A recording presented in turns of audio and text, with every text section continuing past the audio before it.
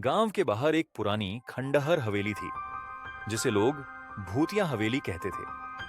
कहा जाता था कि वहां जो भी गया वो कभी वापस नहीं आया। लेकिन गांव के युवा रवि को इन कहानियों पर यकीन नहीं था। एक दिन रवि ने अपने दोस्तों के सामने दावा किया कि वह रात में हवेली जाकर लौटेगा और सबको गलत साबित करेगा। दोस्तों ने उसे रोकने की कोशिश की लेकिन वह नहीं माना। रवि रात 12 बजे टॉर्च लेकर हवेली में दाखिल हुआ।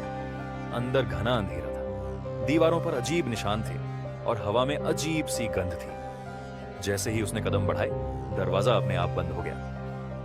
रवि घबरा गया, लेकिन खुद को समझाया कि यह हवा की वजह से हुआ होगा। जैसे ही वह आगे बढ़ा, उसे किसी के धीमे धीमे बातें करने की आवाजें सुनाई देने लगी। अचानक एक दरवाजा अपने आप खुल गया और अंदर से सफेद कपड़ों में एक परछाई निकली।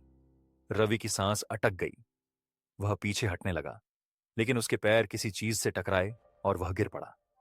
रवि ने हिम्मत जुटाकर टॉर्च की रोशनी उस परछाई पर डाली। यह एक बूढ़ी औरत थी जिसकी आंखें सफेद थीं। वह कांपते हुए बोला, तुम कौन हो?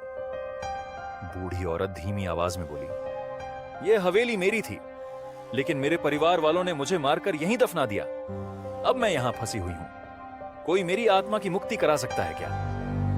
रवि को एहसास हुआ कि यह भूत बुरा नहीं था, बल्कि न्याय चाहता था। अगले दिन उसने गांव के पुजारी को सब बताया। उन्होंने हवन करवाया और आत्मा को शांति दी। इसके बाद हवेली से अजीब घटनाएं होना बंद हो गईं। रवि ने सीखा कि हर भूत बुरा नहीं होता, कुछ आत्माएं बस मुक्ति चाहती हैं। गांव वालों ने हवेली को गिराकर वहां एक मंदिर बना दिया और फिर कभी किसी को वहां डरावनी घटनाएं नहीं दिखीं।